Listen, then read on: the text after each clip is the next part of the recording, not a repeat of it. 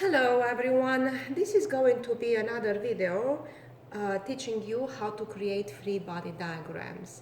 This time we are going to take a look at the free body diagram for an object accelerating down a smooth ramp.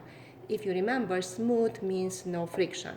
So the first thing we are going to start with is drawing the ramp, which is always going to be a big right triangle.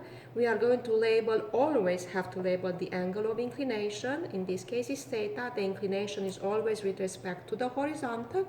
And then we move on to drawing the object as we've already seen it so many times, a little rectangle or square in contact with the surface with a big dot in the middle of it showing the center of gravity as a reminder. That's where all forces will start. So the first force acting upon this object is going to be obviously the force of gravity. Force of gravity is always vertically down, so starting from the center of gravity we are going to draw a force vertically down and label it mg.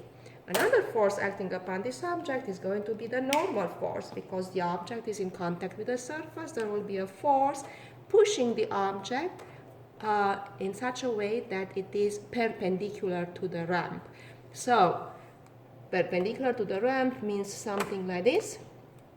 Starting from the center of gravity, there goes my normal force, put the arrow on it and label it little m.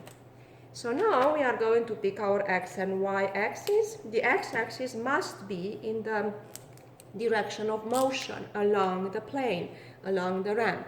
So therefore, through the center of gravity, we are going to draw the helping x-axis. Remember, helping lines must always be dotted, parallel to the ramp. And we are going to label that x. And then the y-axis must be perpendicular to the x, therefore is going to be along the normal force, which we already know it's perpendicular to the surface.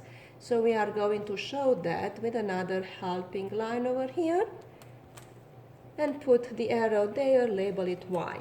Now we have the x and y axis. We are going to take a look again at the two forces acting upon the object. The normal force over here is already along one of the two axes, along the y-axis, so therefore there is nothing we can do with it at this time. However, the force of gravity is neither along the x nor along the y, so it must be resolved. So let's go ahead and do that very carefully. How do we resolve a vector? Well, from the arrow of the vector we draw perpendiculars to the x-axis, very careful, perpendiculars here, and then another perpendicular to the y-axis. There we go. So we are going to have now the two components of mg will go one along the x-axis this way, put an arrow there, and the other one along the y-axis this way, put an arrow at the end of your vector to make sure that those are the directions for these vectors. Now we are going to have to recognize that these, once again, here's the center of gravity, that this big right triangle is similar to these two small little right triangles which are congruent to each other. So therefore, this angle theta over here must be the same as this angle theta here, because similar triangles have congruent angles, and this angle here is also congruent with this angle here. This is now going to help us label the two components of the force of gravity. This one over here is going to be opposite to the theta, so it's going to have to be mg sine theta. Remember, opposite goes with sine. And this one over here is going to be adjacent to my theta, so it must be mg cosine theta. Remember, cosine always goes with adjacent. So now I have all forces going in the two directions I want them to go. Two of them go along the y-axis and one of them goes along the x-axis. Remember, once we resolve mg, we are not working with it anymore. We work with the two components of mg. So now we have to remember that every time we draw a free body diagram, we must do a magnitude check according to the conditions given in the problem. This problem tells me that the object is accelerating down the ramp. Smooth ramp, remember, no friction.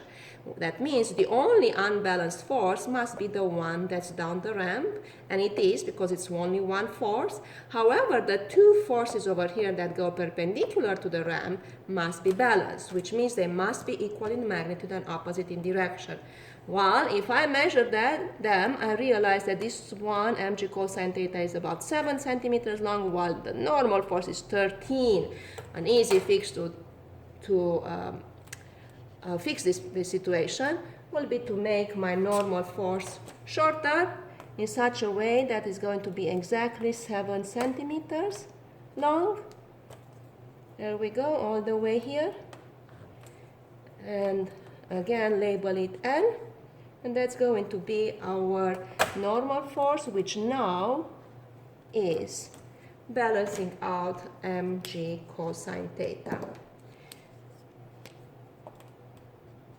So once again, for this object that we know is accelerating down the ramp, we need to have balanced forces on the y-axis, which means mg cosine theta and n must be balanced, and mg sine theta is the only unbalanced force, the only net force here. It's obviously down the ramp, so therefore this object will accelerate down the ramp under the influence of mg sine theta.